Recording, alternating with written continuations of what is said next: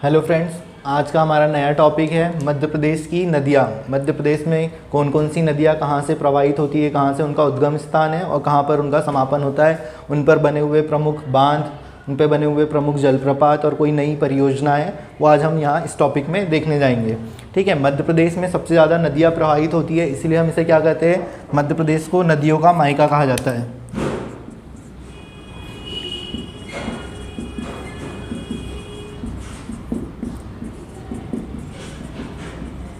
मध्य प्रदेश को नदियों का मायका कहा जाता है। क्यों कहा जाता है? क्योंकि यहाँ पर सबसे अधिक नदियाँ प्रवाहित होती है और यहाँ पर बहने वाली नदियों को प्रायद्वीपीय नदियाँ कहा जाता है, क्योंकि ये प्रायद्वीप में स्थित है हमारा मध्य प्रदेश, देश के बीचों बीच सेंटर में। और हमारा जो देश का अगर दक्षिणी हिस्सा देखें तो ये प्रायद्वीप कहलाता है। तो यहाँ पर जो नदियाँ बहती है वो कहलाती है प्रायद्वीपीय नदियाँ। ठीक है, चलिए आज हम इसमें पढ़ने जाएंगे। सबसे जो मेन सबसे बड़ी नदी जो एमपी की है वो कौन सी होती है? नर्मदा।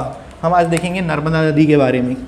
नर्मदा नदी का उद्गम स्थान कहाँ से है, कहाँ से निकलती है और कहाँ पर जाके इसका समापन होता है। ठीक है, नर्मदा नदी निकलती है अमरकंटक अनूपपुर से निकलेगी और इसको बहते हुए सारे 15 जिलों से बहते हुए ये जाएगी गुजरात में, और गुजरात में भरूच में जाकर खंबात की खाड़ी में मिल जाएगी। ठीक है, देखिए इसकी टोटल लेंथ कितनी होगी नर्मदा नदी की? नर्मदा नदी की टोटल लेंथ है 1312 किलोमीटर, टोटल कुल लंबाई है, जिसमें से मध्य प्रदेश में कितनी प्रवाहित होती है नर्मदा नदी? 1077 किलोमीटर मध्य प्रदेश में नर्मदा नदी प्रवाहित होगी। ठीक है, टोटल 15 जिलों से होकर गुजरती है एमपी में, उसके बाद जाके गुजरात में भरूच में खंबात की खाड़ी में मिल जाएगी। ठीक है, चलिए इसके बाद क्या होगा? मध्य प्रदेश में जो नर्मदा नदी है उसको क्या कहा जाता है? मध्य प्रदेश की गंगा नदी। क्यों कहा जाता है? क्योंकि ये पवित्रता के आधार पर मध्य प्रदेश की गंगा कहलाती है। मध्य प्रदेश की सबसे पवित्र नदी कौन सी है? नर्मदा नदी। और सबसे बड़ी नदी कौन सी है? नर्मदा नदी। अगर आप देखना चाहेंगे तो जैसे नर्मदा नदी एक लौती नदी है जो देश की ऐसी नदी है जो पूर्व से होकर पश्चिम की दिशा में बहते हुए एस्चुरी का निर्माण करती है। यह नर्मदा नदी देश की और मध्य प्रदेश की सबसे बड़ी नदी है जो पूर्व से पश्चिम दिशा की ओर बहते हुए एस्चुरी का निर्माण करती है। इसी की तरह दो नदियां और होगी जो पूर्व से पश्चिम की ओर बहेगी और एस्चुरी का निर्माण करेगी। दूसरी नदी होगी ताप्ती और तीसरी होगी माही जो पूर्व से पश्चिम दिशा की ओर में बहेगी। ठीक है, चलिए अब हम देखते हैं कि नर्मदा नदी पे कौन कौन से बांध है और कौन कौन से जलप्रपात है। पहले अपन देखेंगे नर्मदा नदी पे बने हुए बांध। सबसे पहले जो बांध बना हुआ है नर्मदा नदी पे वो है इंदिरा सागर बांध या पुनासा बांध। ठीक है, ये बांध कब बना था? 1984 में बन रहा था और खंडवा जिले में स्थित है। पहला बांध कौन सा हो गया? इंदिरा सागर या पुनासा बांध, जो कहाँ पर है? खंडवा में है और 1984 में बना था। दूसरा बांध कौन सा है? ओमकारेश्वर बांध है जो खंडवा जिले में बना हुआ है और 2003 में बनकर कंप्लीट हुआ है। तीसरा बांध कौन सा होगा? महेश्वर बांध, खरगोन जिले में 1978 में बना है। ठीक है, चौथा बांध जो होगा इसका मेन देखेंगे अपन तो वो सबसे बड़ा बांध नर्मदा नदी पे बना है सरदार सरोवर बांध, 1968 में बनना स्टार्ट हुआ था। ठीक है, ये भरूच में है, गुजरात में बना हुआ है। नर्मदा नदी पर बना हुआ सबसे बड़ा बांध है सरदार सरोवर बांध। ठीक है, तो इस प्रकार से आप देखेंगे कितने बांध अपन ने देख लिए। इंदिरा सागर बांध पुनासा खंडवा में, ओमकारेश्वर बांध खंडवा में, महेश्वर बांध खरगोन में, और उसके बाद सबसे बड़ा जो बांध है वो है सरदार सरोवर बांध भरूच गुजरात में। ठीक है, इसी प्रकार अपन देखेंगे नर्मदा नदी पे बने हुए जलप्रपात। ठीक है, सबसे पहले तो जहाँ से इसका उद्गम स्थल है अनूपपुर में, यहाँ पर ये कपिल धारा जलप्रपात बना हुआ है। कहाँ पे? अनूपपुर में। ठीक है, फिर उससे थोड़ी दूरी पे अनूपपुर में दूसरा जलप्रपात है दुग्ध धारा जलप्रपात। दो जलप्रपात हो गए, दोनों अनूपपुर में जहाँ पे इसका उद्गम हुआ था उसके पास में ही है दोनों, पहला कपिल धारा दूसरा दुग्ध धारा। ठीक है, फिर तीसरा जलप्रपात जो इसमें मेनली आप सभी ने सुना होगा, बहुत प्रसिद्ध है, बेड़ा घाट। ये कहाँ पर है? जबलपुर में स्थित है नर्मदा नदी पे। 3 जलप्रपात हो गए। जो चौथा जलप्रपात आप देखेंगे मंदार जलप्रपात, ये कहाँ पर है? खंडवा जिले में स्थित है। उसके बाद है सहस्त्र धारा जलप्रपात, ये है खरगोन जिले में। उसके बाद आएगा दर्दी जलप्रपात, ये है अलीराजपुर में। इस प्रकार से आप देखेंगे सारे जलप्रपात अपन फिर से एक बार रिवाइज करेंगे। कपिल धारा जलप्रपात अनूपपुर में, दुग्ध धारा जलप्रपात अनूपपुर में, बेड़ाघाट जलप्रपात जबलपुर में, मंदार जलप्रपात खंडवा में, सहस्त्र धारा खरगोन में, और उसके बाद दर्दी जलप्रपात अलीराजपुर में। आगे अपन देखेंगे फ्रेंड्स इसमें कि इसकी जो सहायक नदियाँ है कौन कौन सी है। ठीक है, मध्य प्रदेश की टोटल 41 सहायक नदियाँ हैं। ठीक है, जिसमें से लेफ्ट हैंड बाएं साइड से जो नदियाँ मिलती है उनकी संख्या है 22 और राइट हैंड जो दाएं साइड से मिलने वाली नदियों की संख्या है 19। ठीक है, इसमें अगर आप देखेंगे तो अधिकतर जो खाने पीने की चीज़ें होती है ना, जैसे देखिए तवा नदी, शक्कर नदी, शेर नदी, और इस साइड आप अगर देखेंगे तो हिरण नदी, ऊटी नदी। अगर आप ध्यान से ऑब्जर्व करेंगे तो जो खाने पीने की चीज़ें हैं वो लेफ्ट हैंड साइड से मिलती है, और जो जंगली जानवरों के नाम पे जो नदियों के नाम है वो राइट हैंड साइड से आकर मिलती है।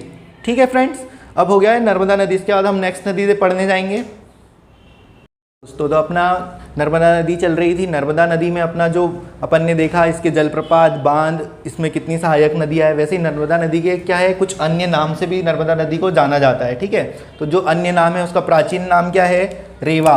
प्राचीन नाम होता है इसका रेवा। ठीक है, इसका एक अन्य नाम क्या है, मैकलसुधा, सोमदेवी और नामोदास। नामोदास किसने दिया था, टॉलमी ने दिया था। टॉलमी ने ये नाम दिया था नामोदास। ठीक है, इसके बाद इसे क्या कहा जाता है, नर्मदा नदी को कहा जाता है मध्य प्रदेश की जीवन रेखा, क्योंकि ये पूरे मध्य प्रदेश को अगर देखें तो 15 जिलों से गुजर जाती है, और इसका जो प्रवाह तंत्र है वो लगभग 95,000 वर्ग किलोमीटर का इसका प्रवाह तंत्र होता है मध्य प्रदेश के अंदर, जिससे क्या होता है पानी की सिंचाई आपूर्ति सारे मध्य प्रदेश में की जाती है, जिससे क्या होता है कृषि का उत्पादन किया जाता है। इसीलिए इसे क्या जाता है, मध्य प्रदेश की जीवन रेखा कहा जाता है। ठीक है फ्रेंड्स, नेक्स्ट नदी देखेंगे हम चंबल नदी। नेक्स्ट नदी क्या है, चंबल नदी है ना।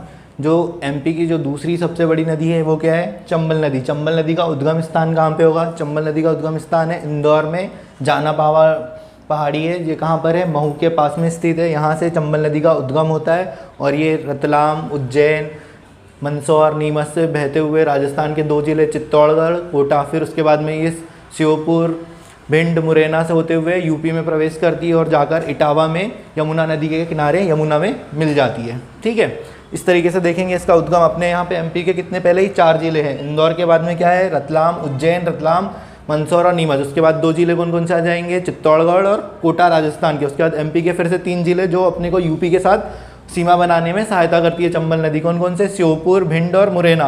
उसके बाद में ये यूपी में एंटर करती है और इटावा में यमुना नदी में मिल जाएगी। ठीक है, चंबल नदी जो है क्या करती है, सबसे ज़्यादा अवनालिका अपर्दन करती है। अवनालिका अपर्दन करने के कारण वो जो लैंड बनता है उसको क्या बोलते हैं, रिवाइन लैंड बोलते हैं। अवनालिका अपर्दन करने वाली चंबल नदी सबसे बड़ी नदी है। ठीक है, इसके अगर अन्य नाम देखेंगे अपन चंबल नदी के, तो अन्य नाम क्या है इसके, चर्मावती या कामधेनु। इसे क्या बोला जाता है, चर्मावती बोला जाता था प्राचीन टाइम में, या कामधेनु के नाम से जाना जाता था चंबल नदी को। ठीक है, अब चंबल नदी पे बने हुए मुख्य 3 बांध है। कौन कौन से बांध होंगे देखते हैं हम। सबसे पहला जो बांध है वो है मंदसौर में बना है, गांधी सागर बांध। ठीक है, जो एमपी में मंदसौर में बना है। बाकी के जो 2 अन्य बांध होंगे, जो बड़े बांध है, वो कहाँ पे बने हैं, राजस्थान में बने हुए। सेकेंड बांध है राणा प्रताप सागर बांध, ये कहाँ पर है, चित्तौड़गढ़ राजस्थान पर बना हुआ है। तीसरा बांध है जवाहर सागर बांध, ये कोटा में बना है, इसको कोटा बैराज के नाम से भी जाना जाएगा, ये भी राजस्थान में। इसके बाद ये चंबल अपने एमपी में फिर से प्रवेश करती है, फिर यूपी में चली जाती है। तो अपने को चंबल पे 3 बांध इंपॉर्टेंट पढ़ने हैं। कौन कौन से, गांधी सागर बांध मंदसौर में, फिर राणा प्रताप सागर बांध चित्तौड़गढ़ में, और फिर जवाहर सागर बांध कोटा में। 3 बांध इंपॉर्टेंट हो गए। उसके बाद अपन देखेंगे इस पे बने हुए जलप्रपात। ठीक है, चंबल नदी जैसे ही निकलती है इंदौर में, सबसे पहले पाताल पानी जलप्रपात बनाएगी कहाँ पे, इंदौर में। फिर बनाएगी इसके जस्ट थोड़ी देर बाद में शीतला माता जलप्रपात, थोड़ी दूरी पर ही बनता है, ये भी इंदौर में बनेगा। उसके बाद तीसरा है झाड़ीदा जलप्रपात, ये भी इंदौर में। ये तीनों कहाँ हैं, चंबल नदी पे इंदौर में ही बने हुए जलप्रपात है। उसके बाद एक और अन्य जो इंपॉर्टेंट जलप्रपात बना है वो बना है राजस्थान में, चित्तौड़गढ़ के पास ही बना हुआ है। ये है चुलिया जलप्रपात चंबल नदी पे। ये 4 जलप्रपात बने हुए हैं। ठीक है, इसके बाद अगर अपन देखेंगे तो चंबल नदी की सहायक नदियों में आप देखेंगे तो काली सिंध नदी, पार्वती नदी, क्षिप्रा नदी, शिवना नदी, बनास और पुनासा, ये उसकी चंबल की हो जाएगी सहायक नदी। फिर से एक बार देखिए, काली सिंध, पार्वती, क्षिप्रा, शिवना, बनास और पुनासा, ये चंबल की सहायक नदियाँ है। ठीक है, और अगर अपन देखना चाहेंगे तो चंबल की जो चंबल नदी के ऊपर कुछ अपन ने परियोजनाएं लाई है, कुछ संरक्षण केंद्र बनाए, वो देख लेते हैं।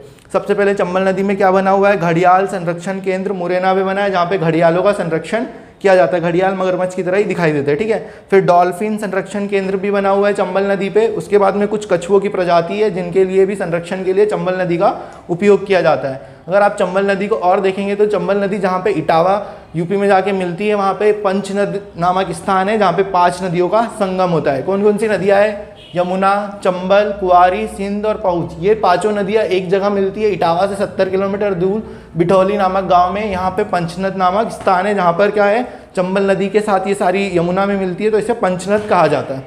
ठीक है दोस्तों, ये हमारी थी चंबल नदी। ठीक है, इसकी टोटल लेंथ अगर अपन देखेंगे चंबल नदी की, तो अपन ने 565 किलोमीटर इसकी चंबल की टोटल लंबाई है। इतना ही चंबल के लिए इंपॉर्टेंट था। इसके बाद अपन नेक्स्ट टॉपिक में देखेंगे अगली नदी। ठीक है, थैंक यू दोस्तों।